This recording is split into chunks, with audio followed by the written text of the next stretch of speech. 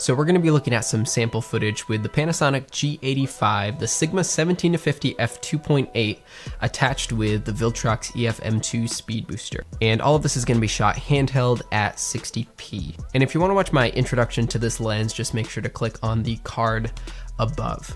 The settings I use are slightly different than usual, but I'll be sharing all of them at the end of the footage. And this time I'm shooting at a little bit of a different area than usual, some broken down buildings and that kind of thing, so I hope you enjoy.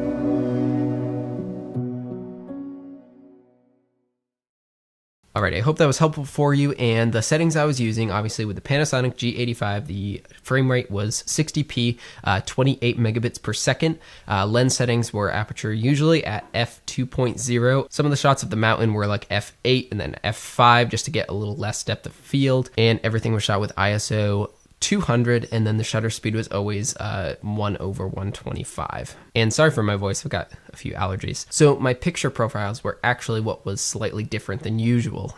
Typically I shoot in natural, -5, -5, -5, and then leave saturation at 0. This time, even on this video here, I was shooting everything at -5 because when I add contrast in post, it raises the saturation a little bit. What I ended up doing in the past with that saturation was I would have to bring it down after I added contrast, and so I'm messing around with it. I don't know if I'll like it or not, but we'll see how it goes. If you've seen any of my previous videos, what do you think of the difference between this 60p without the saturation versus my other stuff with the saturation? If you can tell the difference, let me know in the comments. Anyways, I hope this was helpful in some way, and if you're interested in picking up this lens, all of those links are in the description, and we will see you all next week.